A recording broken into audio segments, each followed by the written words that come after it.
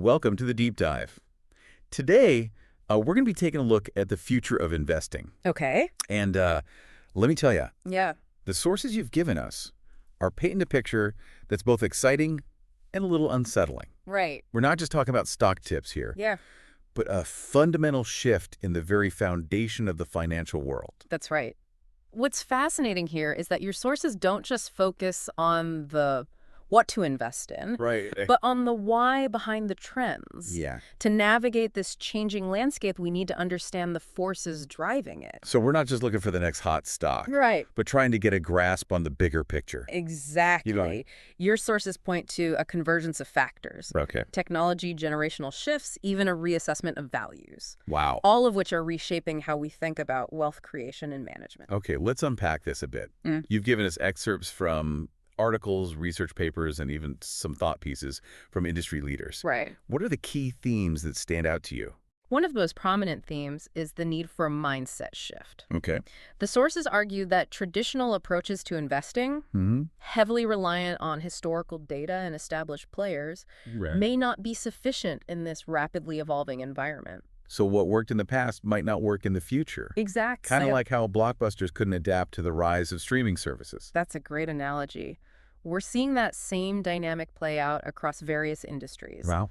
The sources specifically highlight the potential disruption of tech giants like Apple and Google. Wait, are we saying that Apple and Google might become the next blockbuster? Yeah. It's a pretty bold statement. It's not about predicting their demise, Okay. but acknowledging the potential threats they face. Your sources point to the emergence of technologies like neural interfaces as a possible game changer. Okay.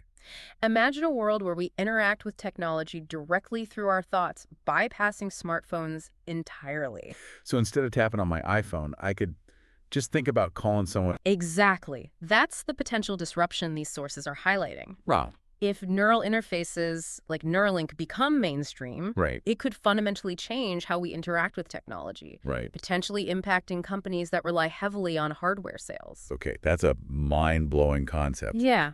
But how does this translate into actionable insights for investors? It highlights the importance of looking beyond the current market leaders Right. and identifying emerging technologies with disruptive potential. Okay. It's not necessarily about abandoning existing investments, but about recognizing that the landscape is shifting and being open to new possibilities. So instead of just betting on the companies that are doing well today, Right.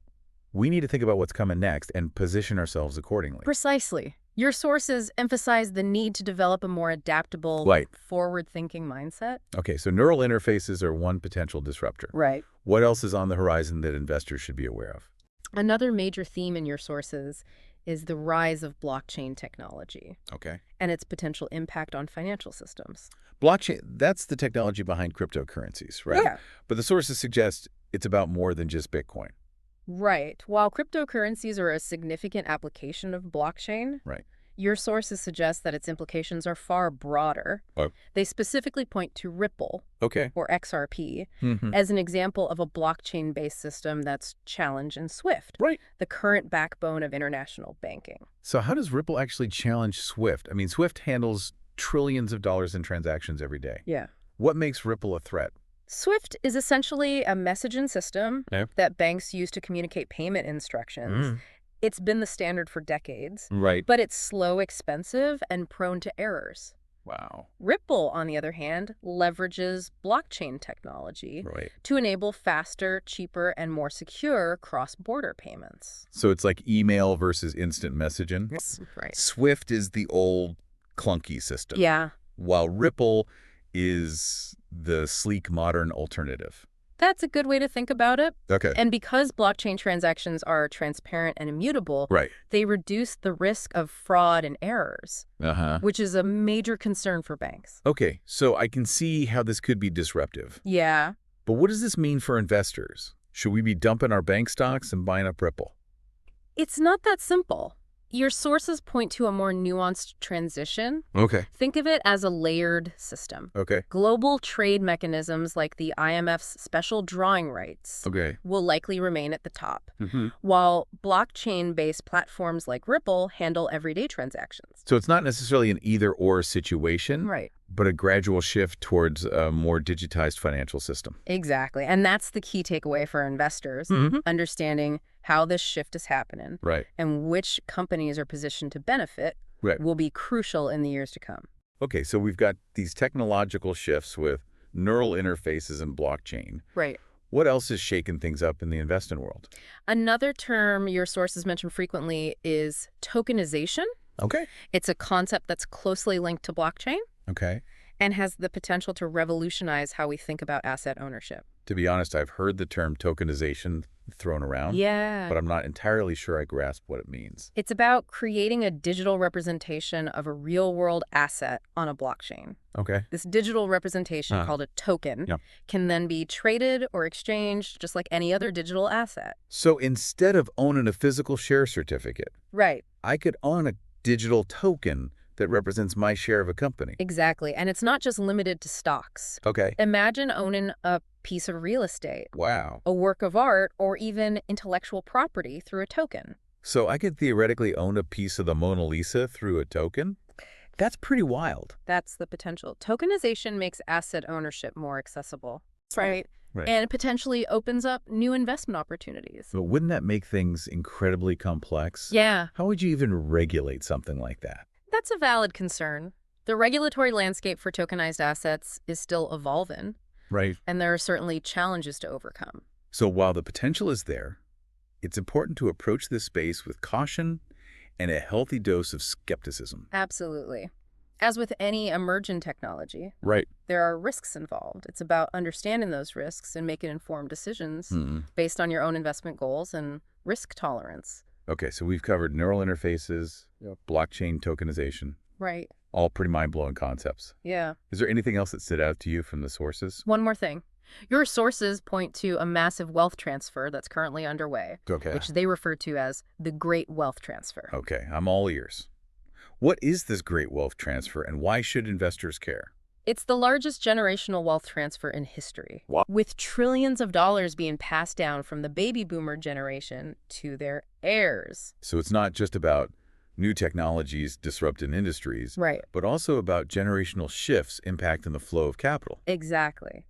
And this transfer of wealth has significant implications for investors. This is all starting to feel like a giant puzzle. Yeah. With all these interconnected pieces, technological disruptions, evolving financial systems, generational shifts. Right. It's a lot to keep track of. It is, and that's precisely why these sources emphasize a mindset shift. Okay. It's about understanding the underlying forces driving these changes and adapting our approach to investing accordingly. All right, we've definitely got our work cut out for us. Yeah. But before we get into the practical steps investors can take to navigate this new landscape, Right. I think we need to take a deeper dive into each of these trends. Okay. Where should we start? Let's start by delving deeper into the Great Wealth Transfer. Okay. Understanding its nuances will be crucial for making informed investment decisions in the years to come. Okay, sounds good. All right. Do it. Yeah. Welcome back to the deep dive.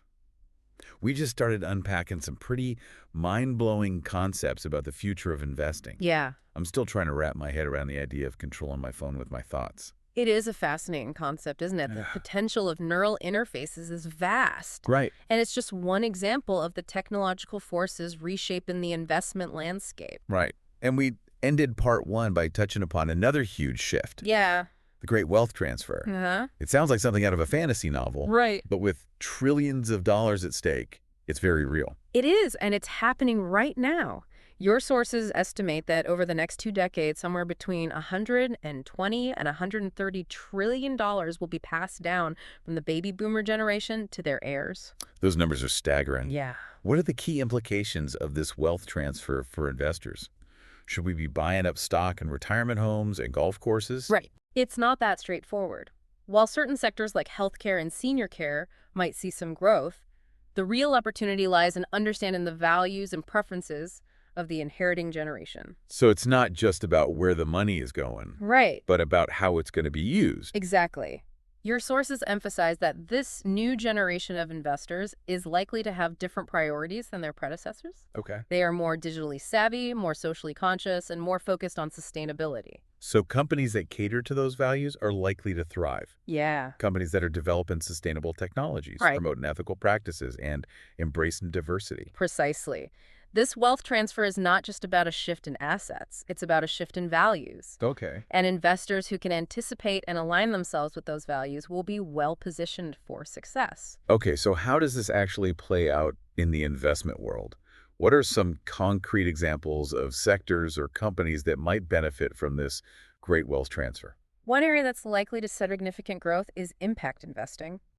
Also known as ESG investing. ESG. Remind me what that stands for again. It stands for Environmental, Social, and Governance. Okay. It's an investment approach that considers a company's impact on the world along with its financial performance. So it's about investing in companies that are doing good while also doing well. Exactly. Companies that are prioritizing sustainability, fair labor practices, and ethical leadership. Exactly.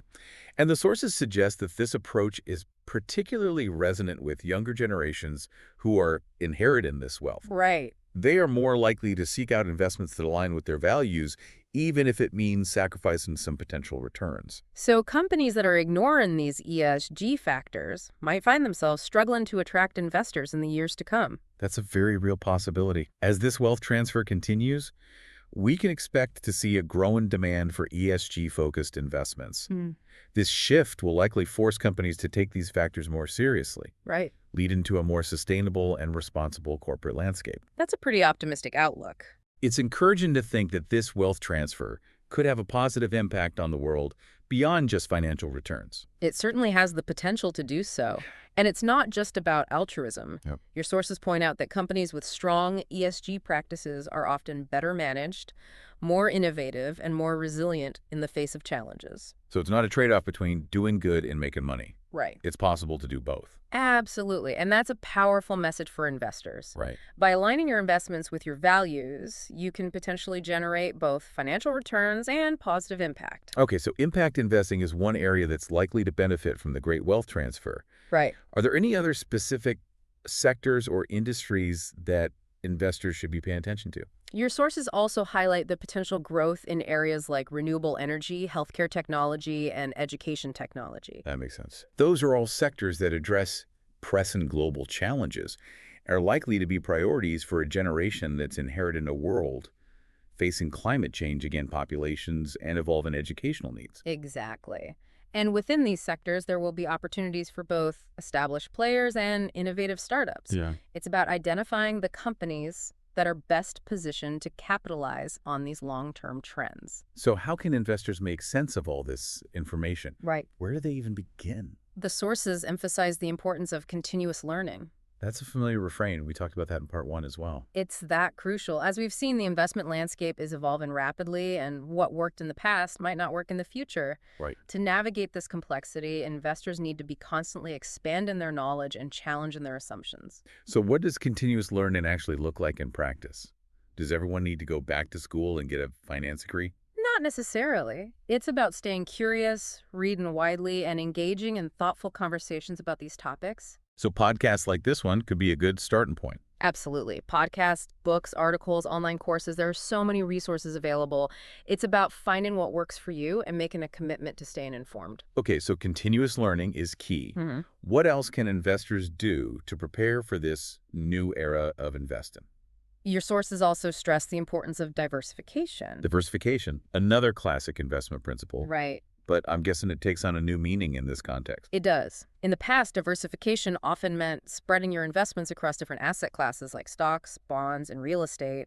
But in this new landscape, it also means diversifying across different themes and sectors. So not just different types of assets, Right. but different areas of innovation and growth. Exactly. Think about the trends we've been discussing. Oh, okay. Neural interfaces, blockchain tokenization, impact investing.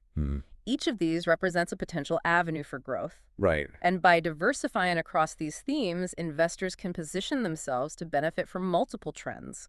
So it's like hedging your bets on the future. Instead of putting all your eggs in one basket, you're spreading them across different areas of potential growth. That's a good way to put it. And diversification is not just about maximizing returns, it's also about mitigating risk. So if one sector or trend doesn't perform as well as expected, you're not putting all your eggs in that one basket. Exactly. By spreading your investments across different areas, you're creating a more balanced and resilient portfolio. Okay, so we've got continuous learning and diversification. Any other practical tips for investors navigating this new landscape? One more. Your sources highlight the increasing importance of seeking professional guidance. So it's not enough to just listen to podcasts and read articles. Well, We need to actually talk to experts. it can be incredibly valuable, especially in this rapidly changing environment. A good financial advisor can help you make sense of the complexities, assess your risk tolerance, and develop a personalized investment strategy that aligns with your goals and values.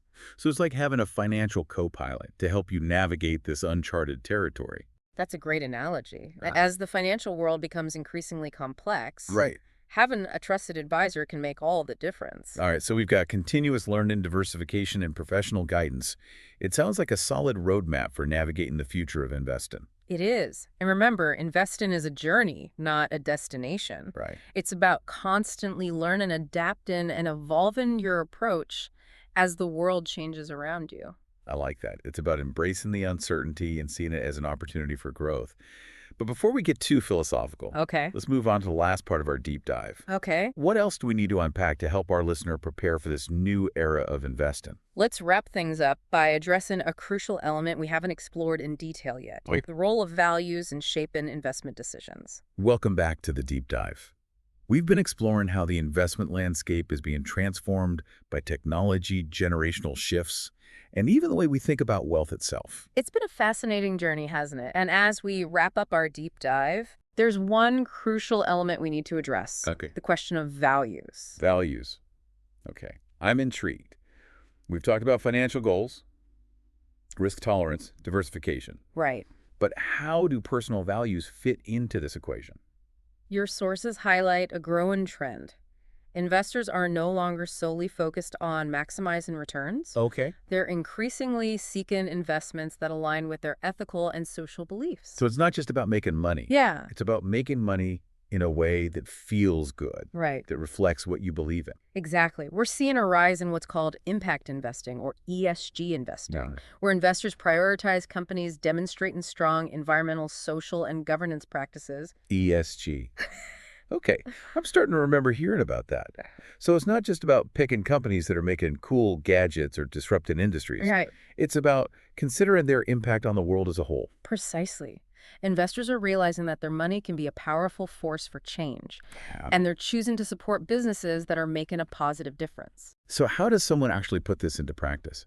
How do you find investments that align with your values? There are a couple of approaches. Okay. You can research individual companies, examining their track records on environmental sustainability, social impact, and corporate governance. So doing your homework, digging a little deeper into what these companies actually stand for. Exactly. And there are resources to help with this, Okay. such as ESG ratings provided by various organizations. Okay. Another approach is to invest in funds, or ETFs, specifically focused on ESG criteria. So instead of picking individual stocks, Right. you can choose a basket of companies that have already been vetted for their ESG performance. That's right.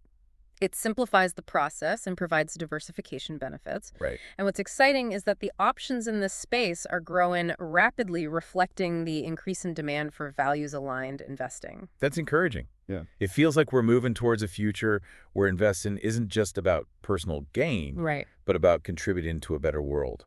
But let's be realistic. Okay. Doesn't aligning your investments with your values often mean sacrificing some potential returns? That's a common misconception. While it's true that in the past, socially responsible investing was sometimes seen as a trade-off, the landscape is shifting. So you're saying it's not necessarily an either proposition anymore. Exactly. Your sources actually highlight a growing body of evidence, Yeah. suggesting that companies with strong ESG practices often outperform their peers in the long run. That's interesting.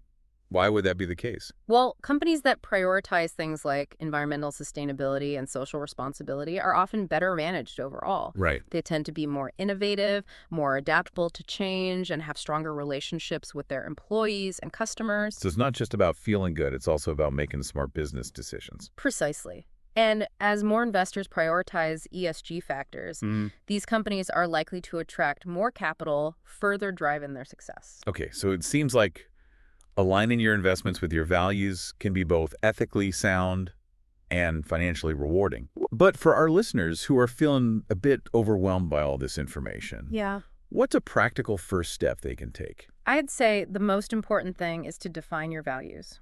Okay. What issues are you passionate about? What kind of world do you want to see? So some introspection is required, Mm, really getting clear about what matters to you. exactly. Once you have a solid understanding of your own values, you can start to research companies and funds that align with them.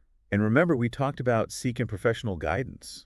A financial advisor who understands ESG investing can be a valuable resource in this process. Absolutely. They can help you navigate the complexities, answer your questions, and create a portfolio that reflects both your financial goals and your personal values. This has been an incredible deep dive. Right? It's clear that we're on the cusp of a major transformation in the world of investing, Right. and I'm feeling energized by the Me possibility. too. It's an exciting time to be an investor. And as we move into this new era, Yeah, let's remember that our investment decisions have the power to shape the world we want to live in. that's a powerful message to end on. Thanks for joining us on this journey. And to you, our listener, happy investing.